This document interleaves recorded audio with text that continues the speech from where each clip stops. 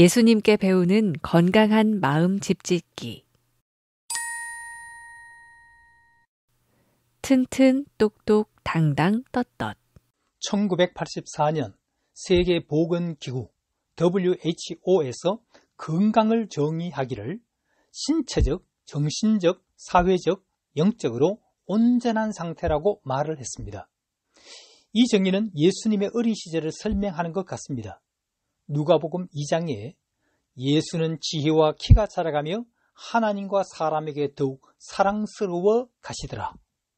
키가 자라면 몸의 건강이고 지혜가 자라면 정신적 건강을 말합니다.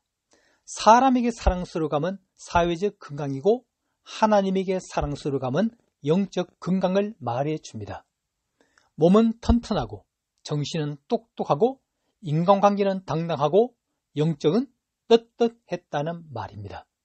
우리도 예수님을 닮아서 튼튼, 똑똑, 당당, 떳떳한 건강한 그리스도인이 되어 봅시다. 예수님의 유머. 예수님은 참으로 감정에 솔직하셨습니다. 기쁠 때 마음껏 기뻐하셨고 슬플 때 눈물로 우셨고 사랑할 때 목숨 바쳐 사랑하셨습니다. 예수님은 역사상 최고의 유머가였습니다. 부자가 천국 가기가 낙타가 바늘구멍에 들어가기보다 어렵다. 개구멍, 쥐구멍이 아닙니다. 바늘구멍입니다. 형제의 눈 속에 있는 티는 보고 자기 눈 속에 들보는 보지 못한다. 들보라니요? 눈곱 정도가 아닙니다. 집천정은전 용마루를 말합니다. 상상해보세요. 눈에 전봇대 같은 용머리가 꽂혀있는 그 모습을. 화도 내셨습니다. 겉과 속이 다른 바리새인을 보고 독사의 자식들아, 회칠한 무덤이여. 울고 싶을 때 큰 소리로 우십시오. 웃음이 나올 때 하하 하고 큰 소리로 웃으십시오. 이것이 건강한 사람입니다. 시몬 베드로. 예수님이 세관에 앉아있는 레위를 제자로 부르셨습니다. 역사 속에서 레위는 어떤 사람이었던가요? 가장 성스러운 제사장의 아버지요 형제를 목숨 걸고 구했던 분이었습니다. 그런데 지금 레위는 조국을 배신하고 혈세를 강탈하는 매국노였습니다. 그런 레위를 제자로 맞으시고 이름을 바꾸어 주십니다. 마태, 하나님의 보물, 매국노를 보물이라니요? 제자 중에 갈릴리 어부 시몬이 있습니다. 시몬의 뜻은 흔들리는 갈대, 초랑이었습니다. 이름 그대로 말실수가 많았고 계집종 앞에서 주님을 3번씩 부인했던 사람입니다. 그런 그에게 베드로, 반석이라는 이름을 붙여 주셨습니다. 예수님은 대단한 유머가 있었습니다. 결국 예수님의 말씀대로 마태는 하나님의 보물, 베드로는 교회의 반석이 되었습니다. 타입 D 성격. 예수님 주변에 차가운 눈빛으로 흠잡을 때만 찾는 사람이 있습니다. 바리새인들입니다. 예수님은 이들에게 이 세대를 무엇으로 비유할꼬? 장터에 앉은 아이들과 같으니 피리를 불어도 울지 않고 놀이를 하여도 춤추지 않는도다라고 말했습니다. 심신의 약자 존 데놀레트는 비꼬기, 비웃음, 음목국이 잘하는 사람을 타입 D 성격이라고 말했습니다. 이들은 사회적 소외감이 높아 심장병에 잘 걸릴 심각한 위험군으로 분류했습니다. 예수님은 여러 번 우셨습니다. 나사로 가정에서 우셨고 예루살렘 멸망을 보고 우셨습니다. 우는 것은 웃을 때와 똑같은 효과로 암킬러, 엔켈세포가 월등히 활성되는 것을 알게 되었습니다. 울고 싶을 때 참지 말고 큰 소리로 우는 것이 건강에 좋습니다. 마음껏 웃으라. 행복 불안이라는 것이 있습니다. 자신이 지금 느끼는 행복감이 너무 과분해 이러다 갑자기 불행이 닥쳐오지 않을까 불안한 것입니다. 대체적으로 어릴 때 자기 감정을 숨기도록 강요받았습니다. 남자가 여자같이 울고 있어? 뚝! 여자가 무슨 공부? 그냥 살림이나 잘하면 돼. 웃을 때 마음껏 소리내어 웃으십시오. 피식 웃지 말고 가슴을 확 펼치고 으하하 하고 하늘 향해 마음껏 웃어 제끼십시오. 웃음 치료 효과는 실로 엄청납니다. 엔돌핀, NK세포가 스트레스를 받을 때보다 20배 이상 활성화되었습니다. 한번 크게 웃는 것이 9분 동안 조깅 효과를 보였습니다. 그래서 노먼 커즌스는 웃음은 체내 조깅이라 말했습니다. 자기 감정에 솔직하십시오. 인격 집짓기. 지금부터 프로이드는 인격이라는 집을 5세 이전에 다 짓는다라고 했습니다. 그가 말하는 집은 지하 1층에다 지상 2층인 집입니다. 집 짓는 순서를 보면 먼저 1년 반 동안 지하에 이드라는 무식을 짓고 다시 1년 반 동안 1층에 에고라는 자아의 방을 마지막 2년간 2층에 슈퍼에고라는 초자아의 방을 짓습니다. 1층에는 주인이 살지만 지하에는 술꾼이 사는데 날마다 니나노 술판이 벌어집니다. 반면에 2층에는 목사님이 살아 도덕적 설교만 외치고 있습니다. 가운데 사는 주인은 아래 위가 시끄러워 미칠 지경입니다. 이 세 집이 서로 잘 지내려면 1층 주인이 교통정리를 잘 해줘야 합니다. 이것이 정신건강의 핵심입니다. 두 법이 서로 싸워. 사람의 마음을 지하 1층, 지상 2층의 집으로 비유합니다. 지하에는 술꾼이, 2층에는 목사님이 산다고 했습니다. 날마다 지하에서는 술타령, 2층에는 정주의 설교가 내려오니 1층의 주인이 미칠 지경입니다. 집주인이 괴로워 밖에 계집으로 피하는 것을 방어 기제라고 합니다. 집주인이 아휴 못 살아 하고 집 비우고 도망치면 정신분열이 됩니다. 건강하게 살려면 아래 윗집 교통정리를 잘 해줘야 합니다. 로마서 7장에 내가 한 법을 깨달아 노니 선을 행하기 원하는 나에게 악이 함께 있는 것이로다.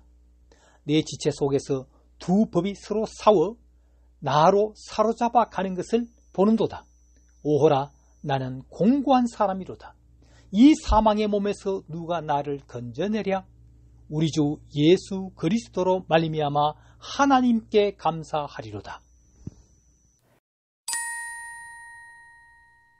남 기쁘게 해주기 병. 사람이 어릴 때 인격이라는 집을 지은 후 초등학교 때쯤 울타리를 치고 중학교 때쯤 대문에 문패를 답니다. 사람은 자기를 위해서 울타리가 필요합니다. 어떤 사람이 함부로 내 울타리 넘어 들어와서 뜰을 짓밟고 물건을 막 가져갑니다. 또 야 이건 놔줘. 나 시장 갔다 올 테니 우리 애 좀 봐줘. 함부로 명령합니다. 이런 사람은 내 주변에 가까운 사람이 더 많습니다. 안 돼요. 울타리 안으로 들어오지 마세요. 시간 없어요. 당신 부탁을 들어줄 수가 없어요. 라고 거절해야 합니다. 거절할 줄 몰라 아예 울타리가 거의 무너져 내린 사람이 많습니다. 흔히 암 성격을 남 기쁘게 해주기 병이라고 합니다. 남 기쁘게 해주다 자신이 병들어감을 모르고 있습니다. 당당하게 NO! 안 돼요! 라고 말하십시오. 울타리.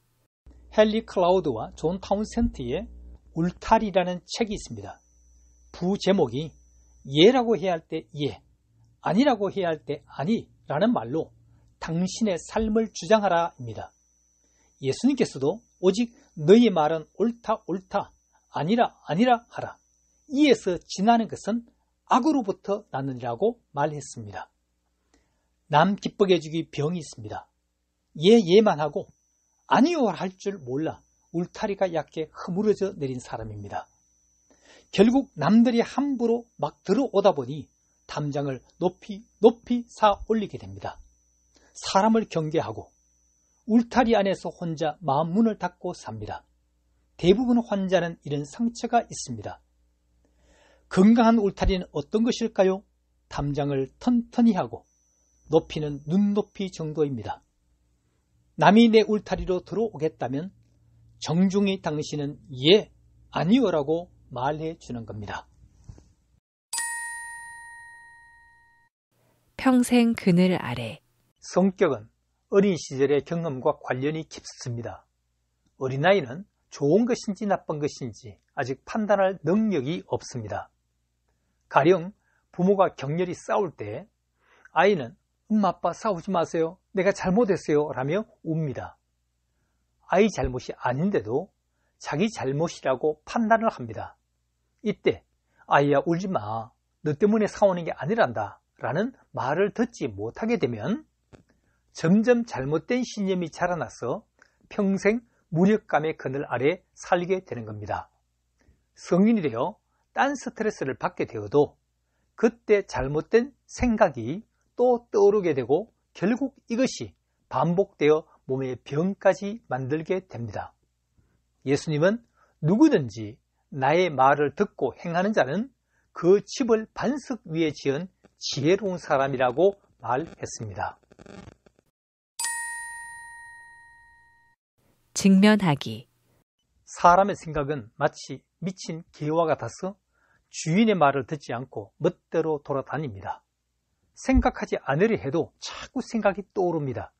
두려움, 죽음에 대한 불안감, 머릿속에 또아리를 털고 떠나지를 않습니다. 어떻게 하면 어두운 생각을 떨쳐버리고 밝은 생각으로 채울 수 있을까요? 해답은 간단합니다. 똑바로 쳐다보십시오.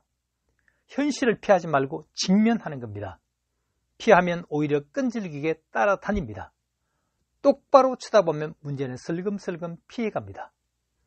길을 가다가 큰 개를 만났을 때 무서워 슬금 도망가면 개가 따라옵니다. 반대로 똑바로 쳐다보고 당당하게 걸어가면 움찔하며 길을 비켜줍니다. 야고보 4장에 네 원수 마귀를 대적하라. 그러면 너희를 피하리라. 코사바의 3C.